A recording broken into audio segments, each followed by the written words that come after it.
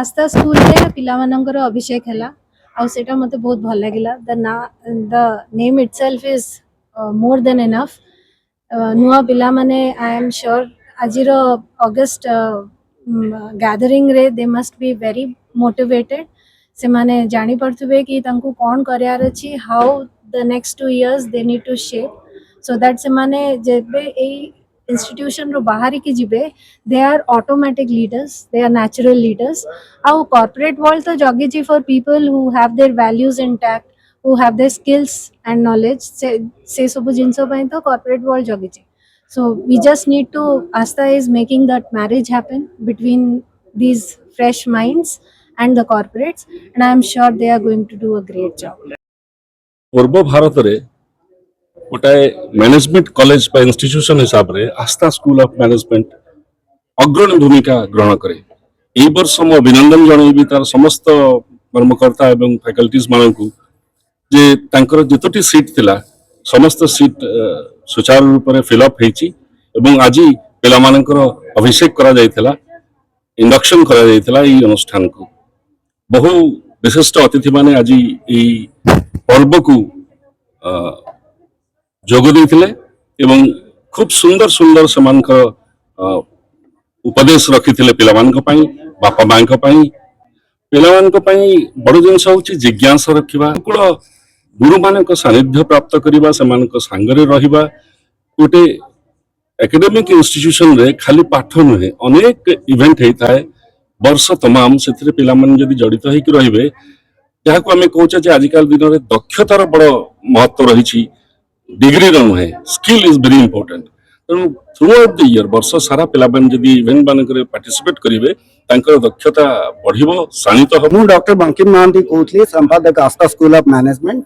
आमर जो नूतन वर्ष छात्र छात्री एडमिशन नेले एमबीए एवं एमसीए प्रोग्राम पई आज तांकर गोटे इनागुरल सेरेमनी थिला जार ना थिला आस्था अभिषेक 2026 आज का डेट रे आमे गोटे madam Lagna Panda full time director CMS technology से चीफ गेस्ट हिसाब रे जॉइन करथिले mister Debabrata Sahu from Infosys as a principal consultant से गेस्ट ऑफ ऑनर हिसाब रे जॉइन करथिले चित्ररंजन पाणिग्राही दीपक फर्टिलाइजर्स कॉर्पोरेशन रो हम सहित गेस्ट ऑफ ऑनर जॉइन करथिले एवं डॉक्टर अशोक मंगराज जे चीफ स्पीकर थिले एटी गोटे 600 पिला एवं अभिभावककर समागम हेतिला जो वार्ता वैल्यूज संस्कार ऊपर हम आज देलु आशावादी इटा गोटे सहायक हम जिते आम गोटे चिंता करुचे परिकल्पना करुचे जे आम गोटे समृद्ध ओडिशा 2036 एवं विकसित भारत बाय 2047 आम बनैबा ये कार्यक्रम ये वार्ता